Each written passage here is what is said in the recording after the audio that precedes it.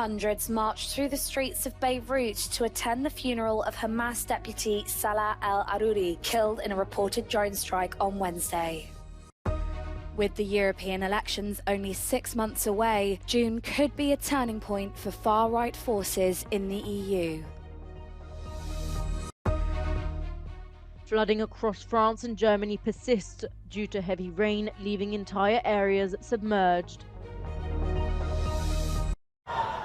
Hundreds marched through the streets of Beirut to attend the funeral of Hamas deputy Salah al-Aruri, killed in a reported drone strike on Wednesday. Both Hamas and Hezbollah have blamed Israel, but no party has yet claimed responsibility. Fears are mounting of a regional escalation as the Israeli military released footage on Thursday it said showed military strikes on Hezbollah. The IDF has also said it identified launches from Lebanon towards Israeli territory. Hezbollah announced that its fighters have carried out 11 attacks against Israeli posts along the border. The focus of the war remains on Gaza, where Israeli Defense Minister Yoav Gallant said Israel is seeking a clear victory over Hamas, which has ruled the territory since 2007. The Palestinian Red Crescent on Thursday reported intense shelling around its headquarters in Khan Yunis in southern Gaza and the nearby Al-Amal hospital. At least 7 people were reportedly injured. 21 of Gaza's 36 hospitals are no longer functional, according to the World Health Organization. And there are more than 57,000 wounded in Gaza, according to the Hamas-run health ministry, whilst Israeli strikes have killed more than 22,300 people, 2/3 of them women and children. A quarter of Gaza's population faces starvation, according to the United Nations, as Israeli restrictions and heavy fighting hinders aid delivery.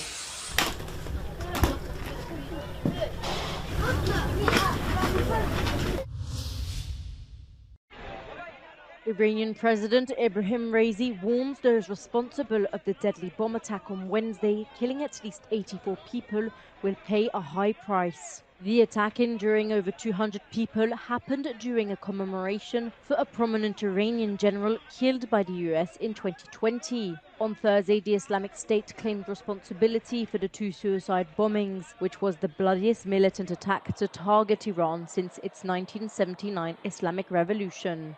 President Raisi accused Israel and the US of involvement.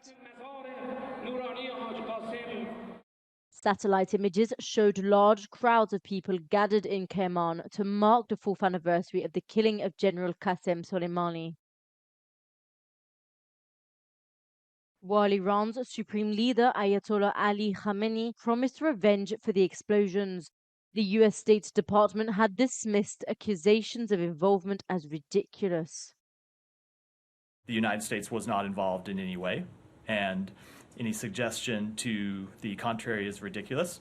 And number 2, we have no reason to believe that Israel was involved in this explosion. Wednesday attack comes amid heightened tensions in the region after the deputy leader of the Iran-backed Palestinian group Hamas was killed in an apparent Israeli drone strike on Tuesday in Lebanon.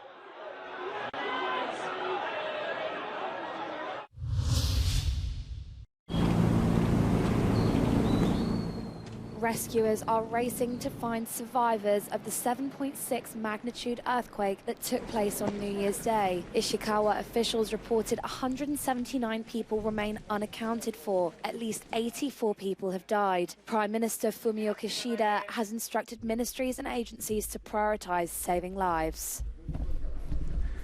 今なお倒壊した建物の下に残され、そして助けを待つ方々、現場の総力を挙げて、一人でも多くの方の救命救助を目指してまいります。About 30,000 households in the Ishikawa prefecture were without power as of 5 a.m. on Thursday. Some 110,000 households in the prefectures of Ishikawa, Toyama and Niigata are still without water. There have been nearly 600 tremors as of Thursday morning in the area. Weather officials are warning that continued rainfall in the affected areas could raise the risks of further landslides and are calling on people to be vigilant.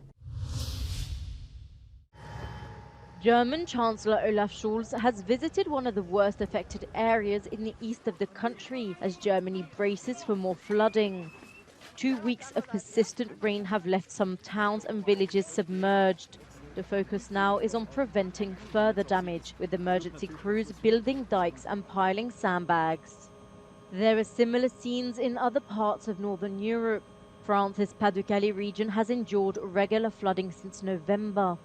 Several communities are still struggling from early inundations in what has been a particularly wet winter. Some residents have seen their homes flooded for a second time.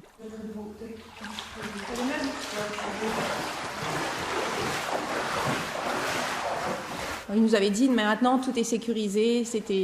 Pour nous, c'était logique que ça n'arrivera jamais. Depuis 7 ans qu'on est ici, on n'a jamais été inondé. Across the region, hundreds have been forced to take shelters in gyms and other emergency accommodation. With the threat of new floods, it's unclear when they'll be able to return home.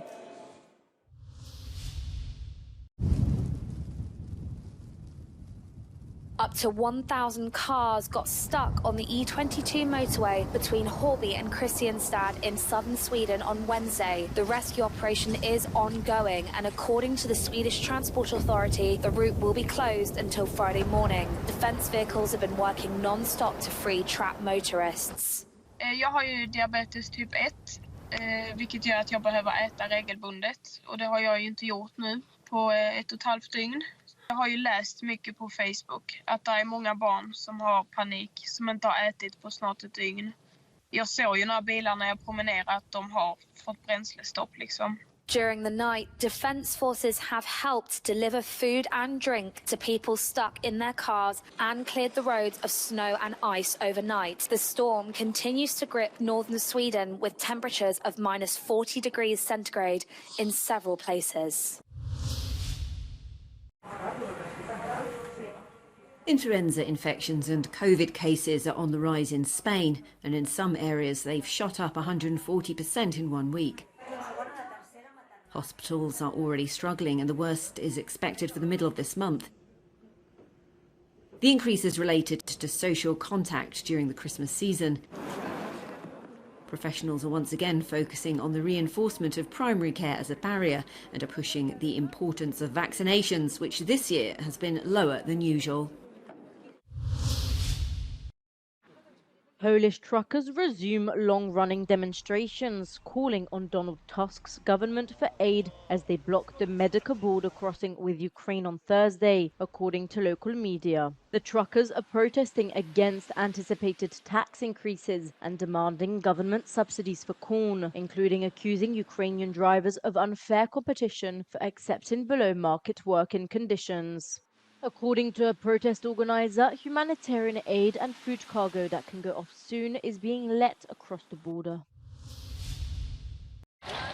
Europe's longest reigning living monarch, Queen Margrethe II of Denmark, took her last official golden carriage ride through Copenhagen on Thursday, ahead of her abdication set for the 14th of January. Thousands braved the freezing temperatures, strong winds, snow and sleet to catch a glimpse of the Queen in what's set to be her last public appearance as monarch.